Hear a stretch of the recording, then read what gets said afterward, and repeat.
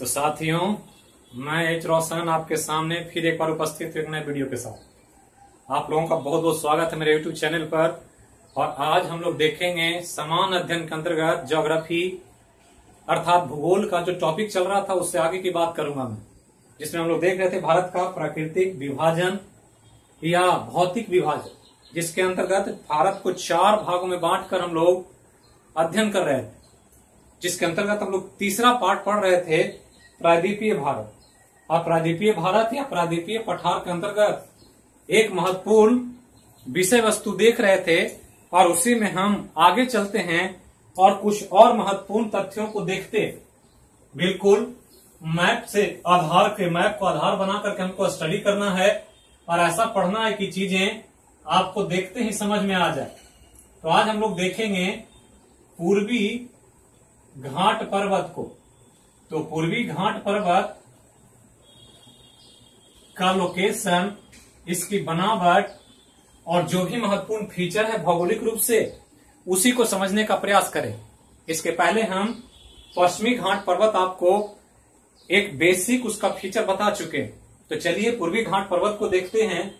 और भारत के नक्शे पर जब देखेंगे तो मान लें कि ये भारत है हमारा, तो भारत का अगर रेखा चित्र खींचा जाए तो यही भारत का एक भौगोलिक बनावट। ये भारत एक पर्वत हमने पढ़ा यहां, मतलब प्रायद्वीपीय भारत के पश्चिमी तट के पास, जिसको पश्चिमी घाट पर्वत के रूप में देखा। अब हम लोग देख रहे हैं इसके जस्ट अपोजिट साइड।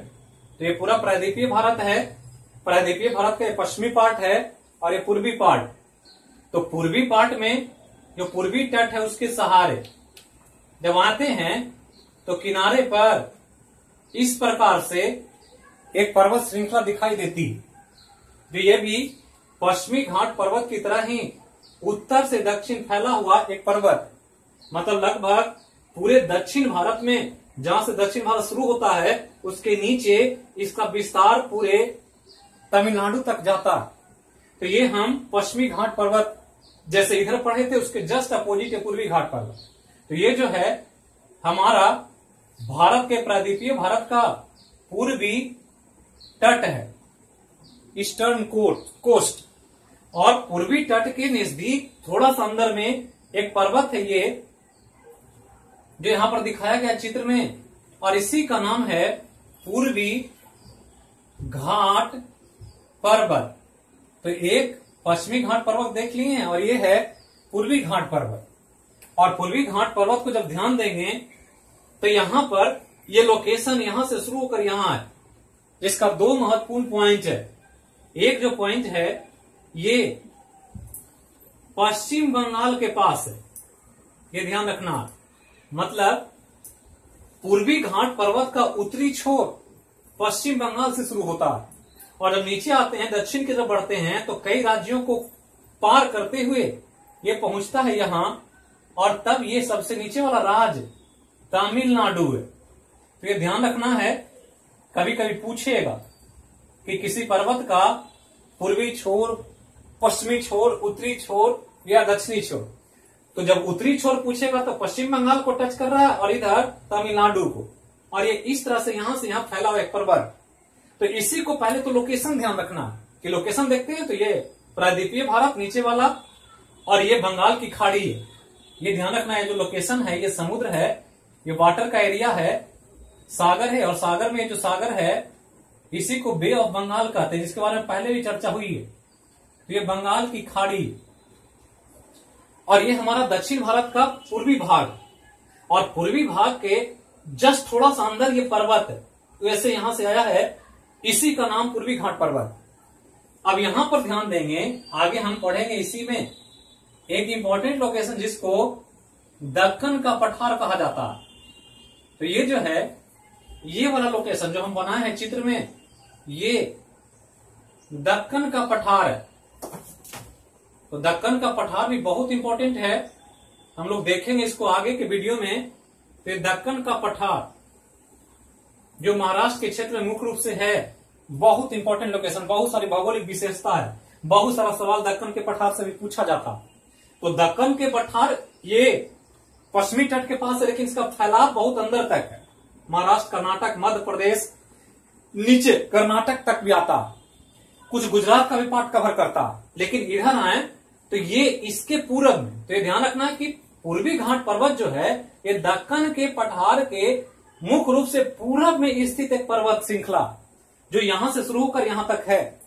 अब इसको ध्यान रखना है, जब इसके विशेषता को मैप पर आप देख लेते हैं तो इससे संबंधित कुछ महत्वपूर्ण तथ्यों को आपको ध्यान रखना कि कैसे कैसे है ये।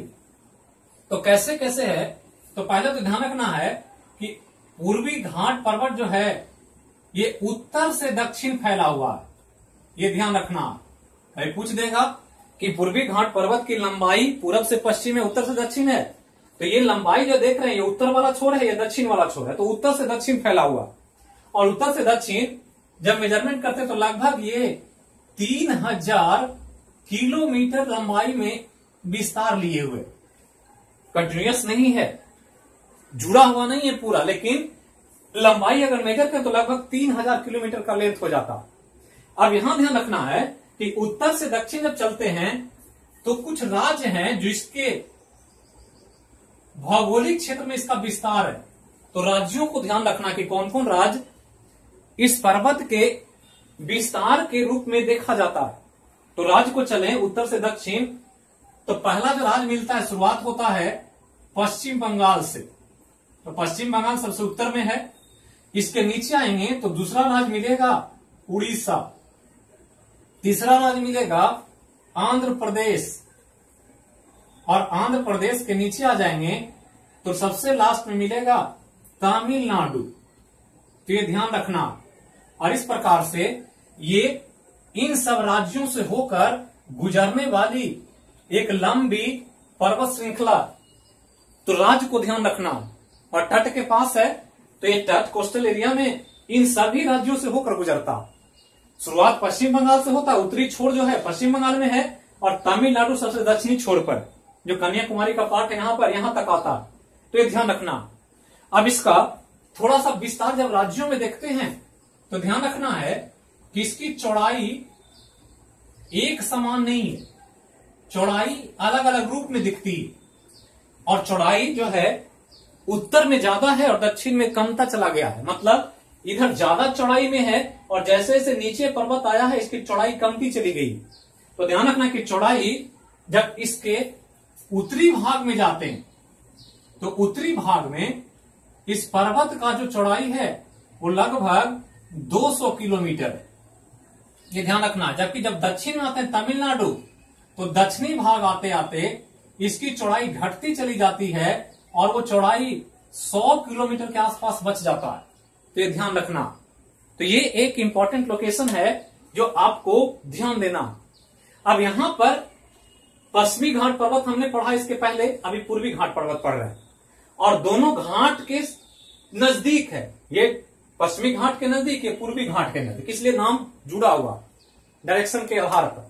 अब यहां ध्यान रखना है कि ये जो लोकेशन है इसको देखें, इससे तुलनात्मक अध्ययन करें।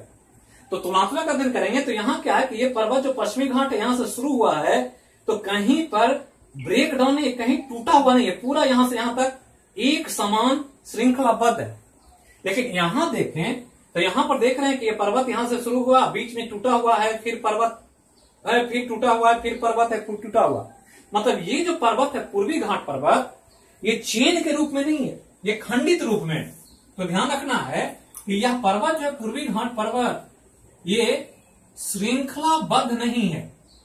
ये पहला तो ध्यान रखना, ये चेन के रूप में नहीं है, मतलब ये बीच बीच में खंडित है। खंडित मतलब होता है टूटा हुआ, और बीच बीच में गैप है, और इसलिए इसको पश्चिमी घाट पर्वत की तुलना में थोड़ा सा अलग देखा जाता। ये पर्वत ब्रेक डाउन है, बीच बीच में गैप है, पूरी तरह से कंटिन्यूअस नहीं है। और ये ध्यान रखना है कि जो पूर्वी घाट पर्वत है ये पश्चिमी घाट पर्वत से पुराना पर्वत है, मतलब ये बाद में बना है, ये पहले बना। चूंकि हम पढ़े हैं ये सब गोंडवाना लैंड का हिस्सा है, या ज्योग्राफी में पढ़ते होंगे, ये प्रायद्वीपीय भारत जो है ये वाला पूरा लैंड गोंडवाना लैंड का हिस्सा है। और गोंडवाना लैंड आपको पता होना चाहिए कि गोंडवाना लैंड पृथ्वी की सबसे पुरानी संरचना, मतलब सबसे पहले जब पृथ्वी बन रही थी तो गोंडवाना लैंड ही बना था। और इस रूप में ये गोंडवाना लैंड का हिस्सा होने के कारण ये भारत का जो प्रायद्वीपीय भारत है नीचे वाला, ये पृथ्वी का सबसे ओल्डेस्ट पार्ट है, ये सबसे पुराना बनावट है। इसके बाद उत्तर भारत बना, दक्षिण भारत पहले बना, उत्तर भारत बाद में बना, जो हिमालय पर्वत के बारे में हम लोग पढ़ते हैं। तो ये ध्यान रखना है कि पश्चिमी घाट पर्वत और पूर्वी घाट पर्वत पूछे तो ये ध्यान रखना है कि ये पृथ्वी का पुराना है, और उसमें इन दोनों में पूछे तो ये ज्यादा पुराना। अब यहां पर हमने कहा कि श्रृंखलाबद्ध नहीं, ये खंडित है। और खंडित होने का थोड़ा सा कारण पर ध्यान देना कि खंडित क्यों है। ये टूटा हुआ नहीं है, पूरा ऊपर से नीचे जुड़ा हुआ है, ये टूटा हुआ है बीच बीच में। क्यों टूटा? तो टूटने का एक कारण है, और वो कारण बहुत इंपॉर्टेंट है। और कारण क्या है कि इस पर्वत में अपर्दन क्रिया का बहुत प्रभाव है। इरोजन कहते हैं इसको। जब हम लोग नदी पढ़ेंगे तो आपको अपर्दन क्रिया समझाया जाएगा कि अपर्दन क्रिया होता क्या। तो सॉइल इरोजन, मृदा अपर्दन पढ़ते हैं। और अपर्दन होता है किसी भी कारक द्वारा चट्टानों के टूट फूट कर बह जाने की क्रिया, मिट्टी के बह जाने की क्रिया। नदी आती है, मिट्टी को बहा कर ले जाती है, तो जो मिट्टी कट जाती है वही अपर्दन क्रिया। तो अपर्दन क्रिया इस पूर्वी घाट पर्वत में बहुत ज्यादा है। तो ध्यान रखना है कि पूर्वी घाट पर्वत अपर्दन क्रिया से प्रभावित है, इफेक्टेड है इससे। और इसी कारण से ये पर्वत बीच बीच में खंडित हो गया, टूट गया, बह गया। बीच का भाग टूट करके चला गया बंगाल की खाड़ी। तो टूटा क्यों? तो टूटने का कारण है कि इन जगहों पर जो पूर्वी घाट पर्वत है, इन एरिया में कुछ महत्वपूर्ण नदियां हैं, और ये नदियां बहुत इंपॉर्टेंट। और ये नदियों के बहाव के कारण ये नदियां अपने पानी के साथ, अपने जलधारा के साथ इस पर्वत की चीजों को बहाकर बंगाल की खाड़ी में ले गई है। और नदियों में कुछ नदियों को याद रखना, जैसे हम लोग पढ़ेंगे नदी में, एक नदी मिलेगी महानदी, सुनते होंगे, उड़ीसा के क्षेत्र में है। महानदी के बाद मिलेगी गोदावरी, जिसको दक्षिण की बूढ़ी गंगा कहा जाता है। मतलब जैसे भारत में गंगा है, वैसे ही दक्षिण भारत में इसका लोकेशन है, वृद्ध गंगा के रूप में देखते हैं। गोदावरी के बाद एक नदी है कृष्णा, और कृष्णा के बाद एक नदी है जिसको कावेरी कहते हैं। तो कावेरी जल विवाद 4 राज्यों के बीच आज भी एक बड़ा इशू है। सुप्रीम कोर्ट तक मामले गए हैं इस नदी के लेकर के, और बार बार एग्जाम में, बीपीएससी जैसे एग्जाम में पूछा जाता है कावेरी जल विवाद के बारे में। बीच में वाजपेयी जी के समय में इसको सुलझाने का एक सफल प्रयास किया गया, लेकिन आज फिर ये नदी विवाद के एक बड़े विषय के रूप में देखा जाता है। तो ये सब बहुत महत्वपूर्ण नदियां हैं दक्षिण में। और ये नदियां जो चलती है तो रास्ता जो पड़ता है वो इस पूर्वी घाट पर्वत को क्रॉस करके आती है। मतलब महानदी अगर इधर से चल रही है तो महानदी ऐसे आती है और ऐसे बह करके ये यहां मिलती है। गोदावरी ऐसे आई और ऐसे बह करके यहां आ गई, यहां आई कृष्णा और ऐसे काट करके इस पर्वत को इधर आ गई, और आ जाए नीचे तो यहां कावेरी ऐसे, और कावेरी ऐसे काट करके बंगाल की खाड़ी सब समुद्र में गिर रही है। तो समुद्र में वाटर करंट जाकर मिलता है मुहाने पर, तो पर्वत को क्रॉस करके नदियां आ रही है। तो बीच बीच में जो भी नदियों का पार्ट पड़ता है वहां अपर्दन क्रिया से ये पर्वत को अपर्दन क्रिया से तोड़ने का काम हुआ, जिसके कारण ये पर्वत खंडित पर्वत के रूप में दिखाई देता। तो ये ध्यान रखना है कि बहुत महत्वपूर्ण नदियों का यहाँ बहाव क्षेत्र है, और वो नदियां इसको पार करके इधर आती है, और इसके चलते बीच में पर्वत टूटा हुआ।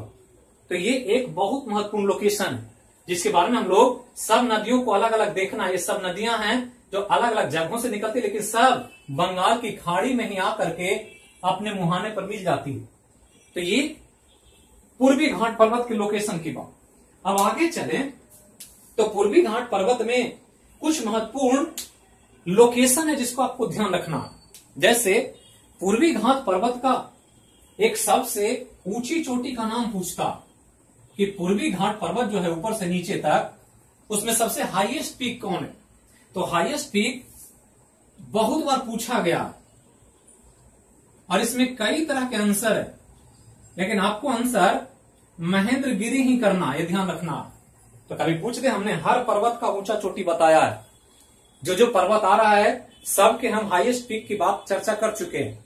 तो जब इस पर्वत की बात पूछा जाए कि पूर्वी घाट पर्वत का सबसे ऊंचा चोटी कौन है, तो महेंद्रगिरी। और महेंद्रगिरी है कहां, तो ये उड़ीसा में है,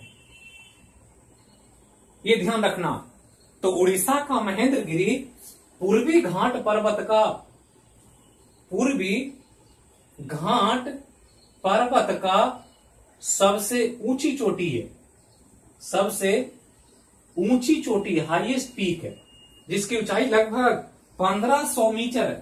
तो ये ध्यान रखना है, जो कभी भी पूछ दे तो आप गलत ना करें, आपको बिल्कुल ध्यान रखना है इसको। ऐसे अलग अलग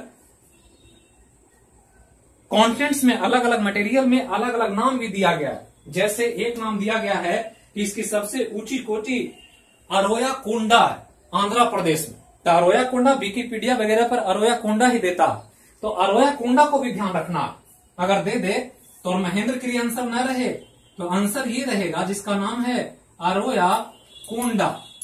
तो ये भी सबसे ऊंची चोटी के रूप में देखा जाता है, और ये आंध्र प्रदेश में है, ये ध्यान रखना है। तो आपको अगर ऑप्शन में ये नहीं रहे तो आपको आंसर ये करना है महेंद्रगिरी। और महेंद्रगिरी अगर आंसर क्वेश्चन में न रहे ऑप्शन में, और अरोया कोंडा दे दे, तो आपको यही ध्यान रखना, इसको भी सबसे ऊंची चोटी माना गया। लेकिन ज्यादातर जो ऑथेंटिक बुक है उसमें, जो एक मान पुस्तक है उसमें महेंद्रगिरी का ही ज्यादा नाम दिया गया।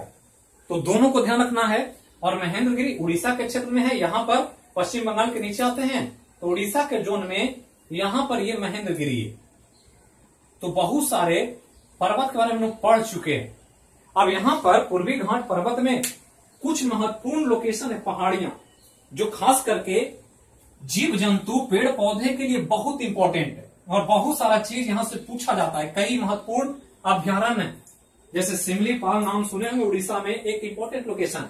तिरुपति बालाजी का मंदिर का नाम सुने होंगे, जो दुनिया का एक बहुत ही प्रतिष्ठित मंदिर के रूप में देखा जाता है। लोग जाते हैं वहां पर घूमने, और जाकर के बड़े बड़े क्यू में लग करके, लाइन में लग करके, बड़े बड़े कलेक्शन के तौर पर बहुत ज्यादा चढ़ावा वहां चढ़ता। तो कभी भी ध्यान रखना है कि कभी कभी लोकेशन पूछा जाता, और इसको ध्यान देंगे तो पूर्वी घाट पर्वत में 3-4 पहाड़ियों का नाम है, और उसको आपको ध्यान रखना। एक पहाड़ी है जिसका नाम है, तो इन पहाड़ियों को हम पर्यटक स्थल के रूप में मेंशन कर रहे हैं, क्योंकि टूरिस्ट प्लेस बहुत इंपॉर्टेंट होता है, और उससे जनरल अवेयरनेस में कई सवाल पूछ देता। तो कुछ इंपॉर्टेंट लोकेशन है, 2 तमिलनाडु में और 2 आंध्र प्रदेश में, कई और भी हैं, लेकिन हमारे एग्जाम के लिए जो इंपॉर्टेंट है उस पर ध्यान रखना। आजकल पहाड़ियों का नाम पूछ देता है लोकल वाइज, कई बार पूछा गया कि कौन सी पहाड़ी किसकी पार्ट है। तो जो भी पहाड़ी का नाम दे रहे हैं ये सब पूर्वी घाट पर्वत का हिस्सा, या यहां से यहां तक कहीं भी, सिमलीपाल वगैरह, या यहां आएंगे तो इधर जावेड़ी की पहाड़ी है, उसके बाद सेवराय की पहाड़ी है, पलकोंडा है, तो इस तरह से नल्ला मल्ला है, सभी श्रेणियां जो सब पर्यटक स्थल पूर्वी घाट पर्वत में। तो इसमें पहला जो एक नाम लिख रहे हैं हम, एक नाम है जिसको शिवराय की पहाड़ी कहते हैं। तो शिवराय की पहाड़ी, ये ध्यान रखना। दूसरा है जावेड़ी की पहाड़ी, ये ध्यान रखना है। तीसरा है जिसका नाम है पलकोंडा पर्वतमाला। अब इसी में एक चौथा है जिसका नाम है नल्ला मल्ला। तो ये नाम पूछ देता आजकल, बीपीएससी में पूछा है, तो नाम याद रखना है कि कौन सा लोकेशन किससे जुड़ा हुआ, और ये चारों महत्वपूर्ण है और अक्सर एग्जाम में पूछेगा। और ये चारों जो है ये पूर्वी घाट पर्वत में ऊपर से नीचे तक कहीं कहीं, शिवराय की पहाड़ी और जावेरी पहाड़ी, ये दोनों तमिलनाडु में है, ये ध्यान रखना।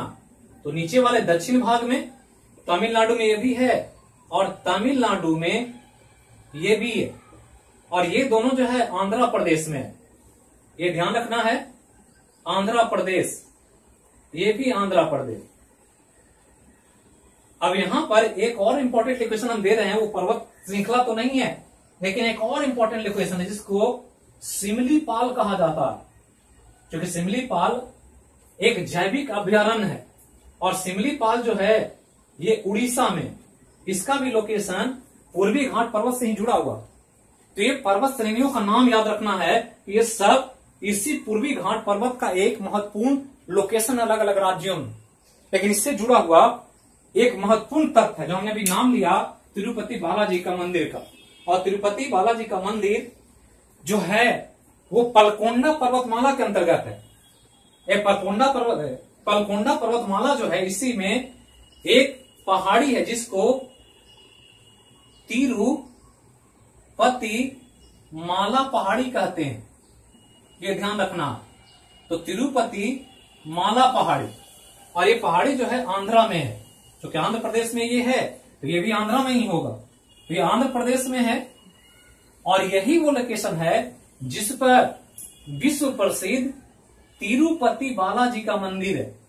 तिरुपति बालाजी जो भारत ही नहीं वर्ल्ड में एक रिचेस्ट टेम्पल के रूप में, मतलब सबसे धनी मंदिर के रूप में जाना जाता है। 800 करोड़ रुपए, 1000 करोड़ रुपए यहां पर लोग चढ़ावा चढ़ता है और बजट पेश होता है इसका हर साल का। क्यू में लगने के लिए अलग अलग टिकट बने हुए हैं, जिस तरह के क्यू में जाएंगे उस तरह का आपको पैसे पे करने होंगे, और इसलिए इसको एक धनी या रिचेस्ट, सबसे पैसे वाला समृद्ध मंदिर के तौर पर देखा जाता। तो दक्षिण का एक महत्वपूर्ण मंदिर है तिरुपति बालाजी मंदिर जो है वो इसी तिरुपति माला पहाड़ी पर है। और ये तिरुपति माला पहाड़ी जो है ये पलकोंडा पर्वतमाला में, ध्यान रखना। और पलकोंडा पर्वतमाला इस पूर्वी घाट पर्वत का एक इंपॉर्टेंट लोकेशन। सिमलीपाल उड़ीसा में है, यहाँ पर एक अभयारण्य है, ये ध्यान रखना। उड़ीसा में बहुत सारे अभयारण्य, लगभग 17 जिलों में 14 अभयारण्य है और उसमें सिमलीपाल बहुत इंपॉर्टेंट है। लोग जाते हैं इसको घूमने, एक बहुत अच्छा टूरिस्ट प्लेस के रूप में देखा जाता। ये सारा लोकेशन इसी पूर्वी घाट पर्वत से संबंधित। तो इतना पहले तो ध्यान रखें। अब इसके बाद जब दोनों पर्वत श्रृंखला को आपने देख लिया, एक पश्चिमी घाट पर्वत को देख लिया, एक पूर्वी घाट पर्वत को देख लिया, अब इन दोनों को देखने के बाद एक इंपॉर्टेंट पर्वतमाला जिसको पहाड़ी के रूप में देखा जाता। अरे पहाड़ी क्या है? तो इसका नाम है नीलगिरी की पहाड़ी। ये भी बहुत इंपॉर्टेंट है एग्जाम के लिए। बहुत ज्यादा तथ्य तो नहीं है यहां पर, लेकिन कुछ महत्वपूर्ण तथ्य है जिसको आपको ध्यान रखना हो। तो नीलगिरी पहाड़ी कहां है, क्या इसका विस्तार है, इसको ध्यान रखना, क्योंकि बार बार सवाल नीलगिरी पहाड़ी या नीलगिरी पर्वत से पूछा जाए। तो यहां पर लोकेशन देखें तो ये पश्चिमी घाट पर्वत, ये पूर्वी घाट पर्वत, और इन दोनों के बीच में ऐसे एक हम अलग मार्कर से ब्लू से दिखा रहे हैं इसको। तो ये जो बीच वाला पार्ट है, इसी का नाम है नीलगिरी पर्वत। तो ये है नीलगिरी पर्वत, और नीलगिरी पर्वत का लोकेशन देख रहे हैं तो देखने से पता चल रहा है कि ये पूर्वी घाट पर्वत और पश्चिमी घाट पर्वत को जोड़ने का काम कर रहा। तो कभी कभी पूछ देगा कि पूर्वी घाट पर्वत और पश्चिमी घाट पर्वत को जोड़ने वाले पर्वत का नाम है क्या, तो नीलगिरी पर्वत। और नीलगिरी पर्वत एक इंपॉर्टेंट लोकेशन है। जो पहला तो ध्यान रखना, ये पश्चिमी घाट पर्वत का ही पार्ट है। तो कभी पूछ देगा कि ये हिस्सा है किसका, तो पश्चिमी घाट पर्वत का ही हिस्सा माना जाता है इसको, मतलब ये अलग नहीं है, इसी का पार्ट है। जो पश्चिमी घाट पर्वत ये जो है, इसी का विस्तार इस तरफ मुड़ करके पूरब की तरफ हो गया है, जो नीलगिरी पर्वत के रूप में दिखाई दे रहा। अब यहां ध्यान रखना है कि एक पर्वत है ये जो काम क्या कर रहा है, तो काम कर रहा है एक इंपॉर्टेंट कनेक्टिंग बॉडी का। ये पूर्वी घाट पर्वत को पश्चिमी घाट पर्वत से जोड़ देता। तो पश्चिमी घाट पर्वत से जोड़ता है। तो ये ध्यान रखना, पहला तो ये ध्यान रखना है, बहुत इंपॉर्टेंट है जो आपसे पूछा जाए। अब यहां ध्यान दें कि इसका दो और नाम है। एक नाम है जिसको कभी कभी ब्लू माउंटेन कह देता। तो कभी कभी पूछ देगा कि ब्लू माउंटेन के नाम से जाना जाता है किसको, तो नीलगिरी पर्वत को। नील मतलब नीला होता है, तो लोकेशन उसके दृश्य की वजह से जो दिखता है उसकी वजह से इसको नीलगिरी पर्वत या ब्लू माउंटेन कहा जाता। इसके अलावा इसका एक और नाम है, कभी कभी इसको ब्लॉक माउंटेन भी कहा जाता है। तो नाम बहुत इंपॉर्टेंट होता है ज्योग्राफी में, और वो भी खासकर पीटी के एग्जाम में। किसी भी एग्जाम में पीटी बैठेंगे तो जो भी नाम एक्स्ट्रा आएगा वो आपको ध्यान रखना होगा। तो नीलगिरी पर्वत का दो और नाम, ब्लू माउंटेन या ब्लॉक माउंटेन। और ये पर्वत जो है एक इंपॉर्टेंट पर्वत का प्रकार है, और वो प्रकार जिसको भ्रंशोत पर्वत कहा जाता है। तो भ्रंशोत पर्वत कहे या इसी का दूसरा नाम खंडित पर्वत भी है। ये ध्यान रखना है कि इसी को खंडित पर्वत भी कहा जाता है। तो कभी कोई पूछ देगा कि नीलगिरी पर्वत किस पर्वत का या किस तरह का पर्वत है, तो भ्रंशोत पर्वत, और एक नाम खंडित पर्वत भी, और दो और नाम। अब यहां ध्यान रखना है कि नीलगिरी पर्वत एक ऐसा पर्वत है भारत का जहां जैविक विविधता बहुत पाया जाता है। हमने कहा पूरा पश्चिमी घाट पर्वत ही इकोलॉजिकल हॉट स्पॉट है, जिसके बारे में पहले मैं बता चुका हूं। और उस रूप में नीलगिरी पर्वत भी एक इंपॉर्टेंट लोकेशन, और इसलिए भारत सरकार ने इसको भारत का, ये बहुत इंपॉर्टेंट पॉइंट है जो ध्यान रखना है, भारत का पहला जैव आरक्षित क्षेत्र, जैव आरक्षित क्षेत्र के रूप में चुना है। तो ये एक कंजर्व्ड एरिया, सरकार द्वारा प्रोटेक्शन है इस पर्वत को। प्रोटेक्शन क्यों है? क्योंकि जैव आरक्षित क्षेत्र है और यहां के जीव जंतु को सुरक्षा देना सरकार की जिम्मेवारी है। 20-21 जैव आरक्षित क्षेत्र हैं भारत में, उसमें पहला बहुत इंपॉर्टेंट है। तो पूछ देगा कभी भी कि भारत का पहला जैव आरक्षित क्षेत्र कौन था, तो आपको इसी पहाड़ी का नाम याद रखना है। तो पहला तो ध्यान रखना। अब आगे चलें तो इस पहाड़ी का भी एक ऊंची चोटी है, और इसकी जब सबसे ऊंची चोटी पूछा जाए, ये बहुत इंपॉर्टेंट है जो पूछता है एग्जाम, और इस सबसे ऊंची चोटी का नाम है डोडा बेटा। तो ये ध्यान रखना है डोडा बेटा को। तो डोडा बेटा पूछेगा बार बार एग्जाम में कि डोडा बेटा एक ऊंची चोटी है किस पर्वत का, तो इसका नाम है नीलगिरी पहाड़ी। तो हर पहाड़ी का कोई ना कोई हाईएस्ट पीक है। जैसे इसका हमने कहा महेंद्रगिरी या अरोया कोंडा, पश्चिमी घाट पर्वत का हमने पढ़ा था अनायमुड़ी, उसी तरह से नीलगिरी पर्वत का ये सबसे ऊंची चोटी डोडा बेटा। तो ये ध्यान रखना। अब यहां पर इस पर्वत से एक और इंपॉर्टेंट तथ्य जुड़ा हुआ जो बार बार एग्जाम में पूछता है, क्योंकि जो बताया जा रहा है वो एग्जाम के लिए बहुत इंपॉर्टेंट। जीएस में आप क्वेश्चन उठाकर देखेंगे आपको मिलेगा यही सब क्वेश्चन ज्यादा एग्जाम और हर एग्जाम में पूछता। अब यहां पर ध्यान रखना है कि नीलगिरी पर्वत पर हमने कहा था एक शहर बसा हुआ जिसका नाम है ऊटी। तो कभी कभी पूछेगा कि ऊटी शहर बसा हुआ है कहां, तो नीलगिरी पर्वत। और ऊटी शहर ध्यान रखना है, ऊटी शहर ही लिख देते हैं, इस पर्वत पर ही है, नीलगिरी पहाड़ी पर। और ऊटी शहर पूरे दक्षिण भारत का सबसे सुंदर शहर है।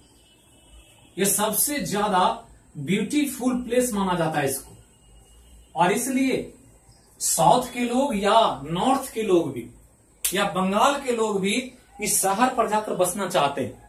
जितने भी बड़े बड़े सेलिब्रिटी है, बड़े बड़े उद्योगपति, सबका फार्म हाउस, सबके घर, सबके यहाँ पर बंगला बना हुआ।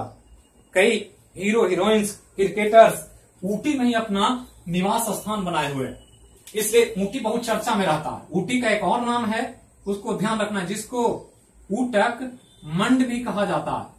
तो ऊटक मंड दे दे तो कंफ्यूज नहीं करना है, ऊटी ही है, तो ये ध्यान रखना। तो ऊटी दक्षिण भारत का सबसे सुंदर शहर है, ये ध्यान रखना है। ऊटक मंड इसको नाम जानते हैं। अब यहां ध्यान रखना नीलगिरी पर्वत पर एक महत्वपूर्ण जनजाति का निवास है, और जनजाति एग्जाम का एक बहुत बड़ा प्रश्न होता है। हर एग्जाम में जनजाति से एक सवाल पूछता, इसलिए जहां भी जनजाति मिल जाए उसको जरूर ध्यान रखें। क्वेश्चन उठा के देखेंगे आपको जनजाति से सवाल मिलेगा ही मिलेगा, और इसलिए यहां की जनजाति तो बहुत विशेष जनजाति। तो जनजाति यहां है नीलगिरी पहाड़ी पर, और उसका नाम है टोडा जनजाति। तो टोडा जनजाति एक बहुत ही इंपॉर्टेंट ट्राइब है, आदिवासी जो हम लोग कहते हैं, उसमें ये एक विशेष प्रकार की प्रजाति। बहुत सारे ट्राइब्स के हम लोग को पढ़ना है, मानव प्रजाति में ह्यूमन रेस जब पढ़ेंगे तो वहां पर बहुत तरह की प्रजाति की बात आए, जिसमें संथाल, मुंडा, आर्य, नार्डिक, प्रोस्टोस्टोलाइट, मंगोलाइट, बहुत तरह की प्रजाति। उसमें एक प्रजाति टोडा जनजाति, और टोडा जनजाति नीलगिरी पहाड़ी पर है। और ये पहाड़ी पर रहने वाली टोडा जनजाति जो है एक इंपॉर्टेंट प्रथा से जुड़ा हुआ, और इसलिए प्रथा के कारण ही ये विशेष है। और इनका प्रथा क्या है कि इनमें बहुपति का रिवाज है। तो बहुपति समझते ही होंगे, तो बहुपति प्रथा पाई जाती है इस जनजाति। तो बहुपति और बहुपत्नी दो तरह का सिस्टम होता है। और जब राम जी की बात करें तो मर्यादा पुरुषोत्तम है, एक पुरुष और एक ही मर्द, एक ही औरत। तो मर्यादा पुरुषोत्तम इसीलिए कि उनके साथ बंधा हुआ कि एक ही पत्नी के साथ उनको जीवन भर अपना जीवन बिताया, और जो भी सोचा उन्हीं के बारे में सोचा। सीता की बात करें तो राम के बारे में, राम की बात करें तो सीता का, इसलिए उनको मर्यादा पुरुषोत्तम कहा जाता है। लेकिन जब कोई एक मर्द कई पत्नियों के साथ रहे, जैसे उनके पिता की बात करें तो दशरथ जी की 3 पत्नियां, तो 3 पत्नियां थी, तो उनको कहा जाता है पॉलीगाइनी, बहुपत्नी प्रथा। लेकिन जब महाभारत आते हैं तो महाभारत में द्रौपदी एक महिला 5 पति, पांचों पांडव की एक ही पत्नी। तो द्रौपदी बहुपति प्रथा की एक महत्वपूर्ण उदाहरण है। मतलब एक महिला अगर एक से अधिक पुरुष से शादी करे तो ये बहुपति प्रथा कहलाता। और ये बहुपति प्रथा आज भी टोडा जनजाति में पाई जाती है। मतलब घर का एक मेंबर, एक मेल, एक महिला से उसके कई भाई शादी करते हैं और इस प्रकार अपना जीवन व्यतीत करते हैं। और इसलिए ये टोडा जनजाति बार बार पूछा जाए, और ये इस पर्वत पर रहने वाली एक महत्वपूर्ण जनजाति के रूप में देखी जाती। तो ये ध्यान रखना है, ये नीलगिरी पहाड़ी को जो आपको हमने इंपॉर्टेंटली जो इंपॉर्टेंट पॉइंट्स है आपको बताया। तो ये आज के वीडियो की बात, जो 2 इंपॉर्टेंट लोकेशन था, पूर्वी घाट पर्वत और नीलगिरी पर्वत, ये हमने आपको डिस्कस किया। वीडियो को जरूर लाइक करें, चैनल को सब्सक्राइब करें पहली बार देख रहे हैं तो, और ज्यादा से ज्यादा लोगों को शेयर करें। फिर मिलेंगे अगले विषय के साथ अगले वीडियो में। तब तक के लिए धन्यवाद।